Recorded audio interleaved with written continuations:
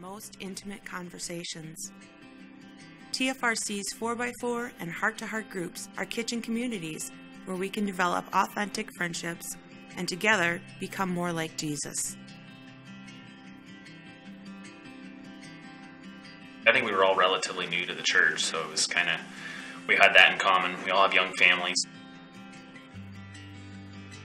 We would come to church, listen, and then leave. So I think through our 4x4, we've been able to go from being just acquaintances who were relatively new to the church, relatively new to the area, to becoming friends and spending a lot more time together. So it's kind of, I'd say it's evolved. Actually, Curtis asked me what I thought if I was into 4x4s, and I responded yes. I have a lifted Samurai, and I'm into off-roading, so I guess I misunderstood the direction of his question, but so that's kind of how it came about with me. I just really needed that good Christian fellowship to just basically help me see the positivity in things. We all have different strengths among us, and when we need advice, is just so valuable. So it makes you feel like you can share more with the other person. They're not going to judge you for it or anything like that. To have a core group of women that, like we've said before, that are praying for you, that you can say, I'm having a horrible week, please pray for me, to be able to have that to always lean on, and especially, a group of women who are also striving to love God and serve others is huge.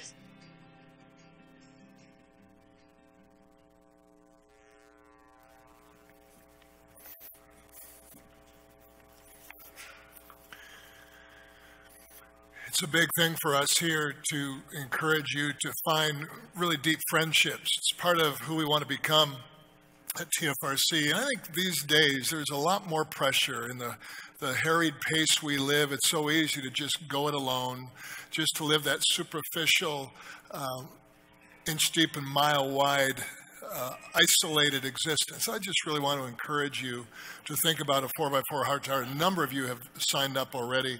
I know in my own life, those groups have been life-giving to me through the years. So appreciate your sensitivity to that. Just give it a shot. We're finishing up this three-part series on dangerous relationships.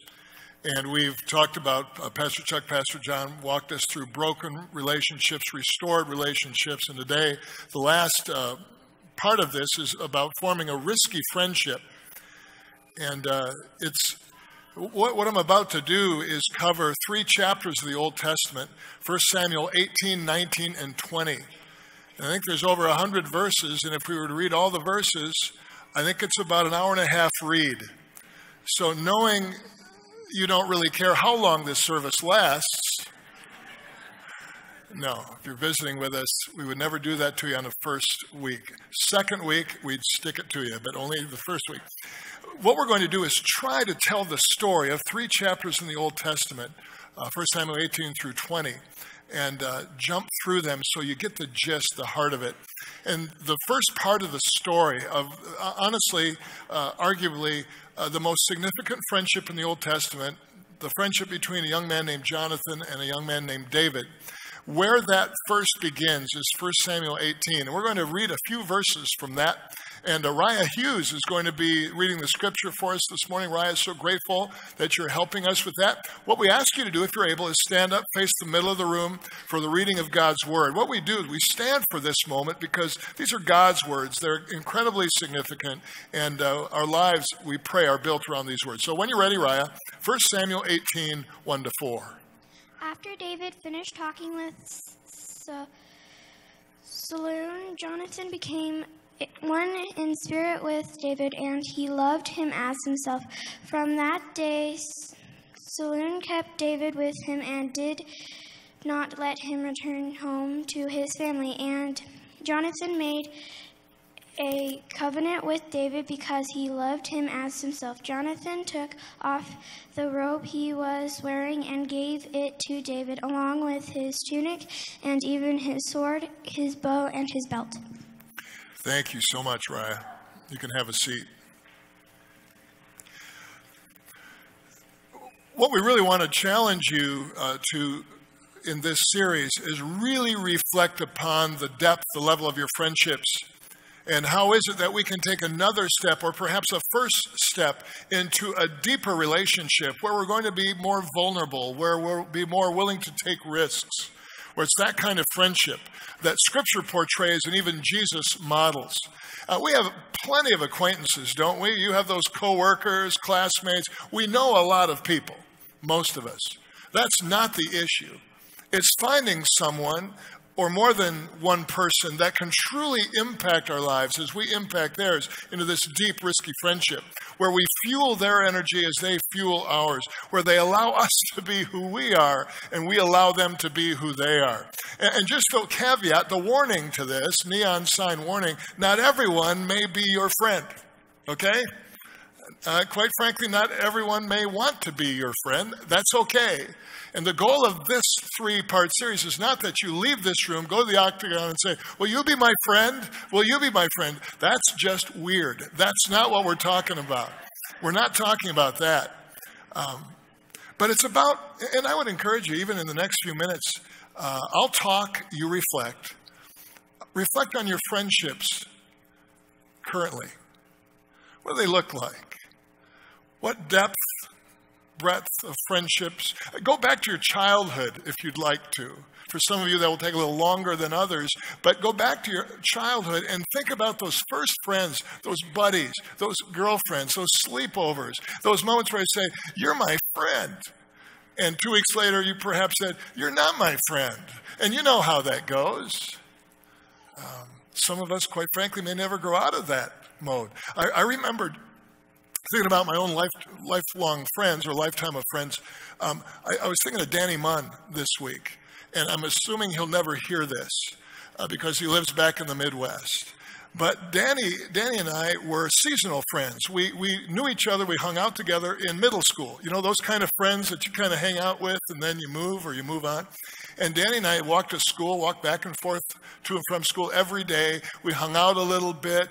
You know, we wouldn't call them bestest buddies, but we were friends. And then one day walking home, and I was trying to remember, I can't even remember what the issue was. We got into an argument, and the argument led to this scuffle and then wrestling on the ground, and a few punches were thrown. And fortunately, in our middle school, when you threw punches, they missed generally. And then we got up and just kept talking and went home. And next day we were okay. Amazing what a punch in the face does to a relationship. It kind of reboots it. And Danny Munn, I wonder what he's doing now. We talked about some of the barriers to friendship, and just to review, the last couple of weeks, we talked about the whole technology and how that impacts, in strange ways, relationship. We talked about the pace of life, busyness, and you know there was going to be a study, and you know we'd be talking about it, at least I would be from time to time, about the scientific nature of friendships. And an evolutionary psychologist wanted to study how many of our Facebook friends are really friends. Now, some of you are not Facebook literate. You're probably healthier for that.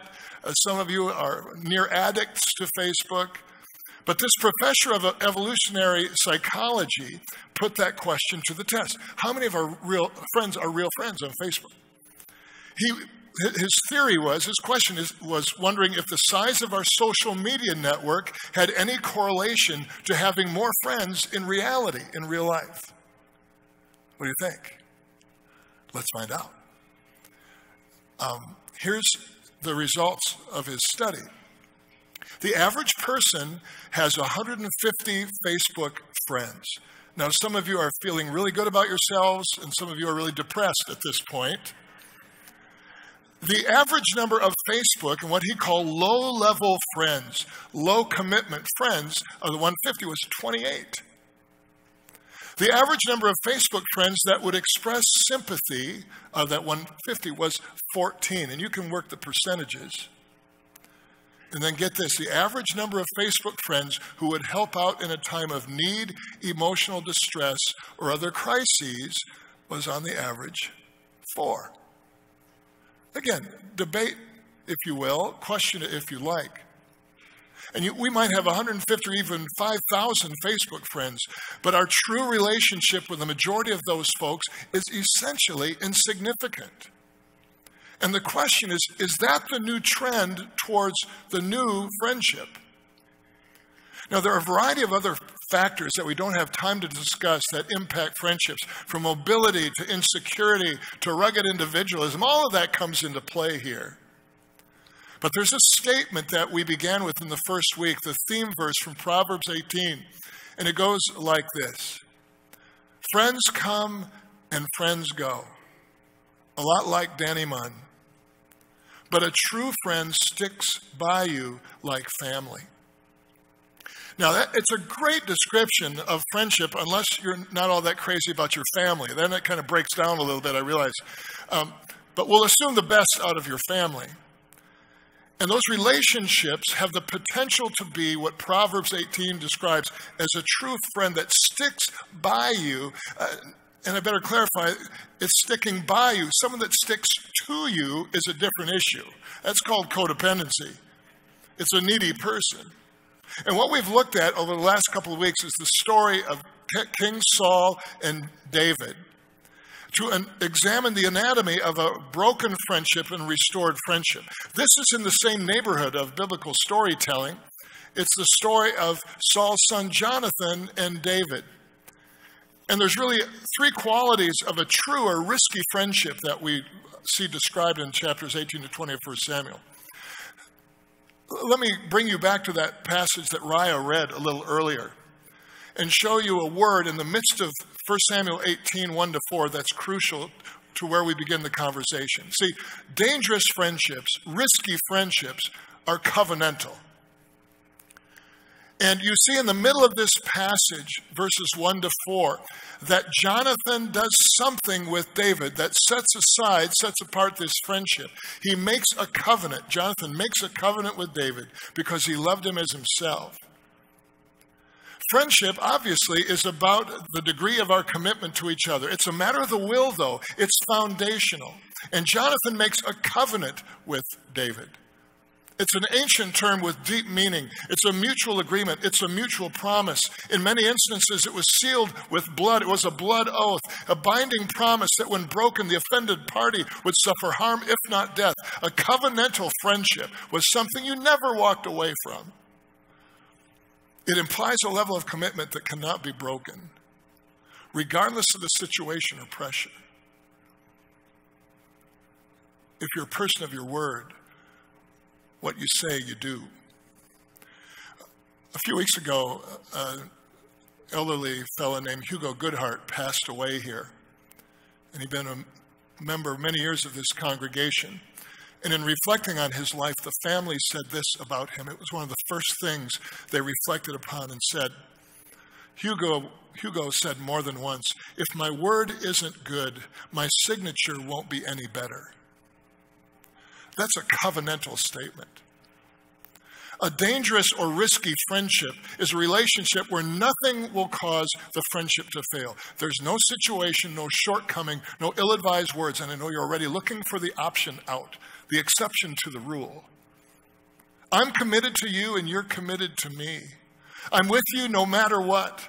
I've got your back. If you need me, I'm there. Those are covenantal words. And when we follow through on those words, they create a risky friendship and all that's good about the risk. And setting healthy boundaries in the process. Knowing when I need to speak the truth in love and hear the truth spoken in love. And let me just ask you this as part of the reflective time today. If you think about all the friendships in your life currently, do any of those friendships reflect this covenantal level of commitment? You absolutely know that person is there. Who is it for you? And by the way, I'd say before the week is over, just shout out to that friend that sticks to you like family. Just tell them thanks for being there. It's covenantal, the level of commitment. The second quality of a risky friendship is that risky friendships remain loyal in spite of difficulties. And again, John and Chuck described the relationship in the last 2 weeks between Saul and David. It had broken down due to basically Saul's jealousy over David, his feeling threatened by the future king, David.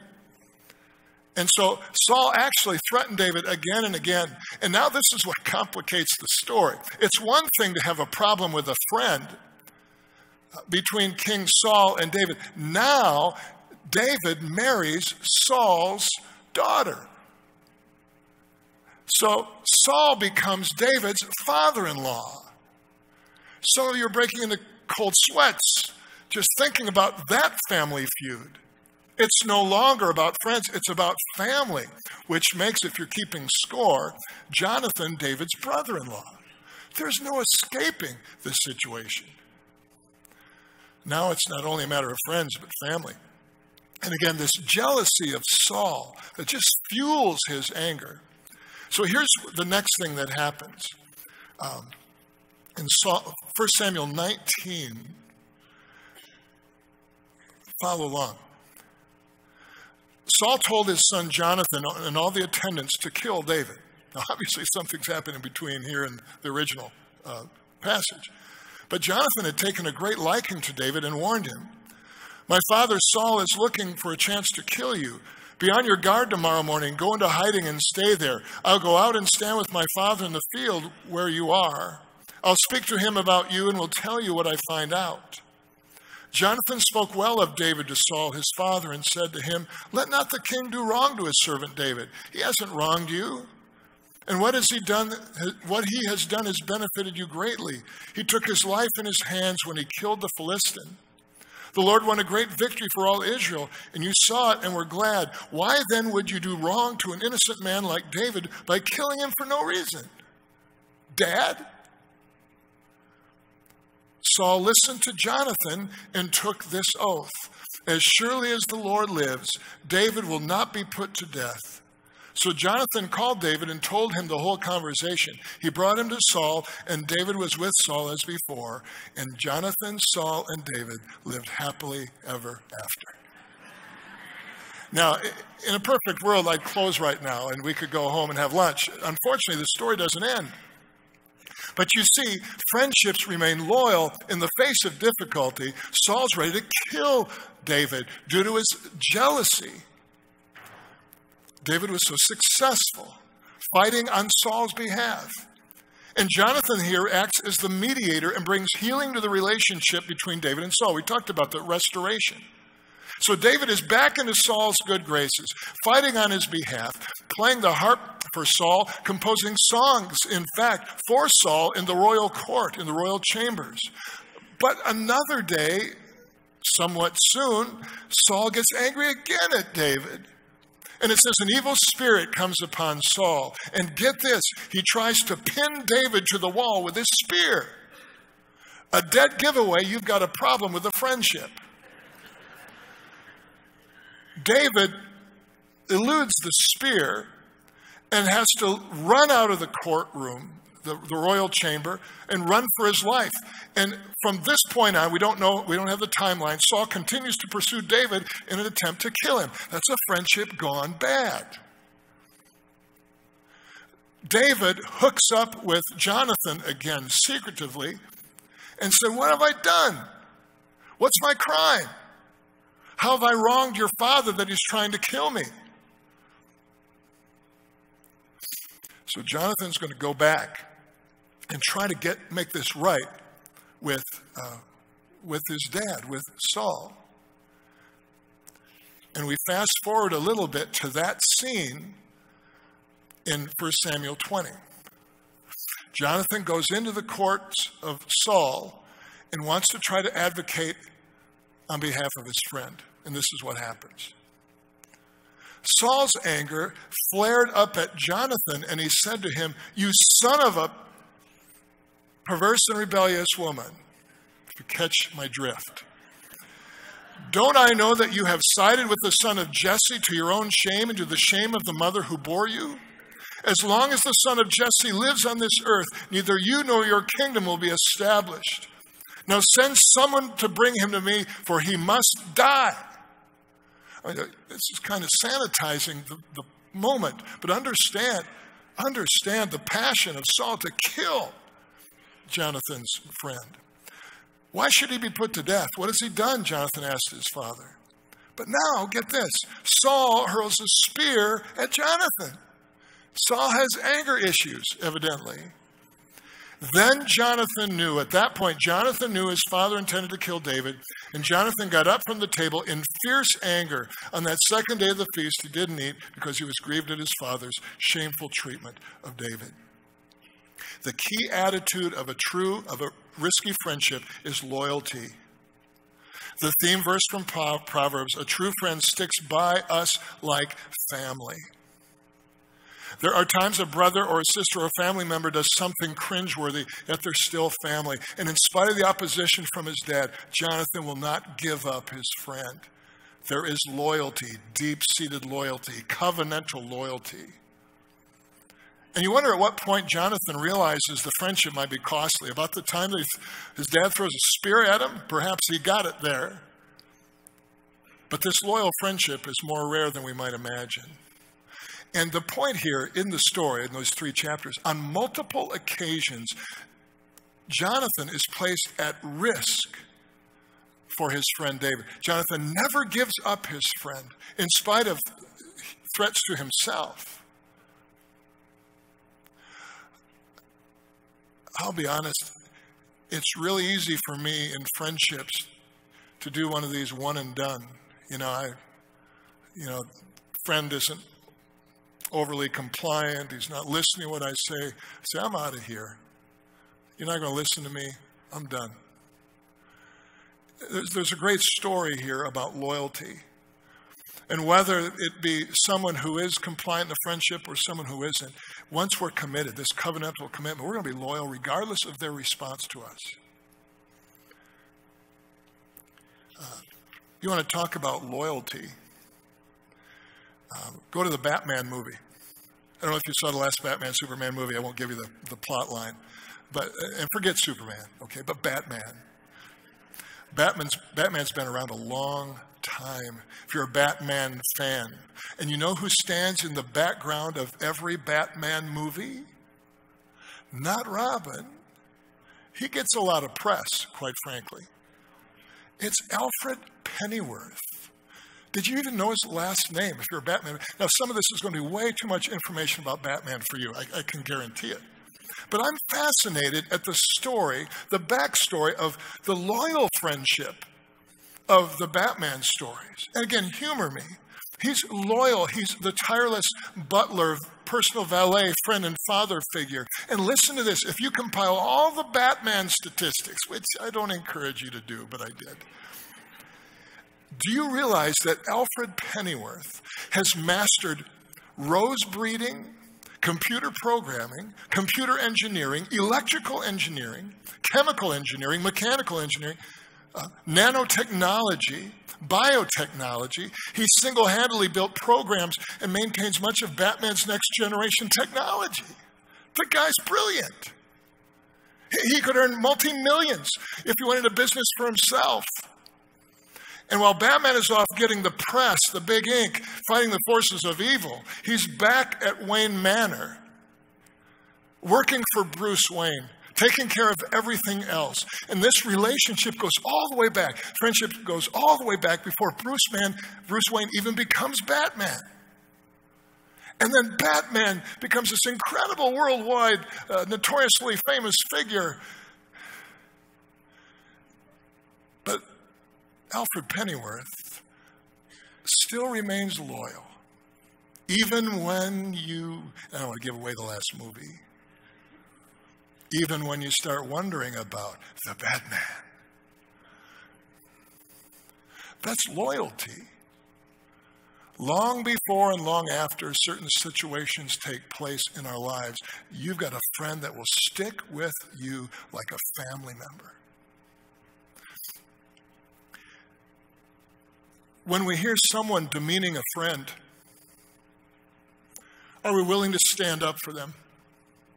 Are we willing to stand alone with that friend in a time where they've made some significant mistakes and no one else is to be found? That's a covenantal, loyal friendship. And it's rarefied air. Risky friendships will always be loyal.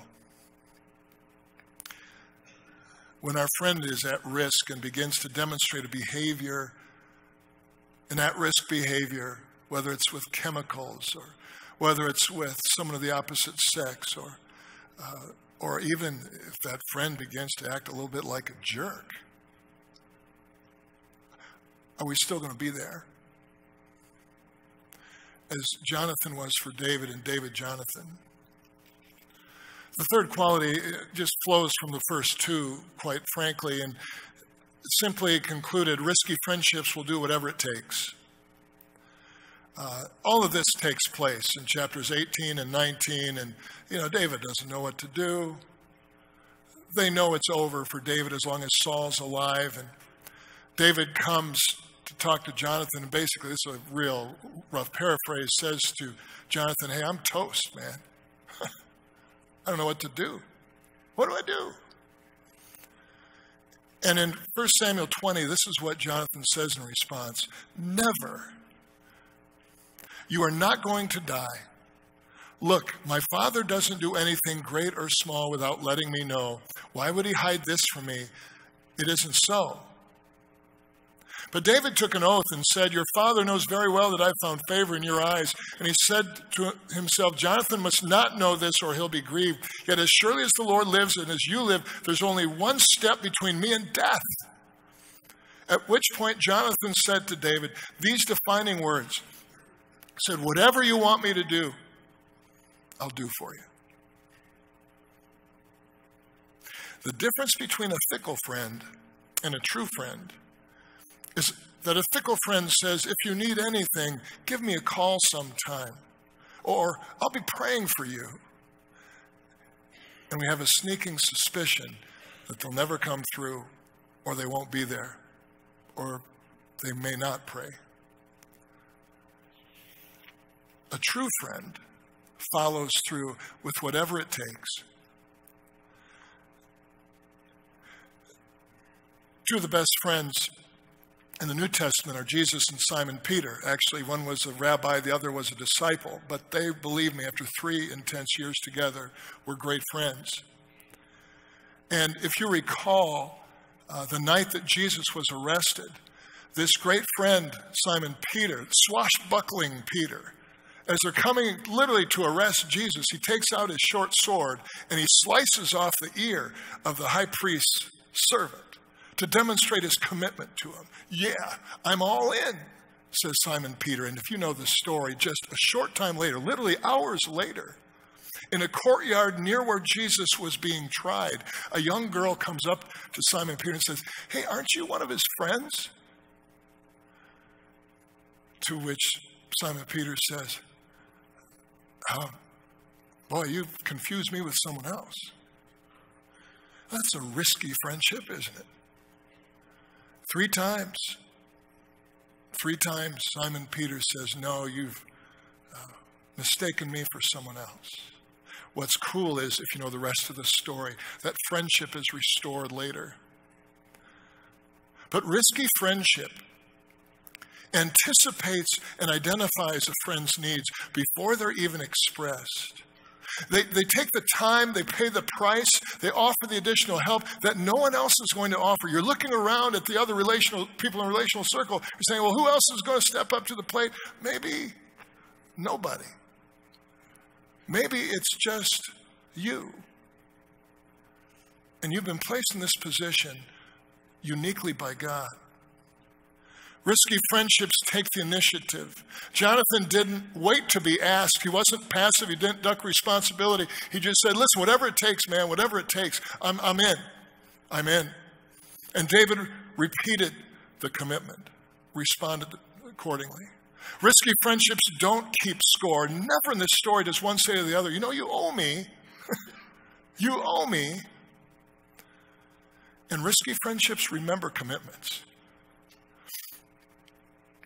Sadly, a short time later, we're not sure of the timeline, David has become king, and Saul and his 3 sons, including Jonathan, had been killed in battle. Now, the rest of the story, beyond these 3 chapters, talks about a physically challenged, little boy, Jonathan's son was lamed when a nursemaid dropped him early in his life. He was a little boy. And so he was lame for the duration of his life.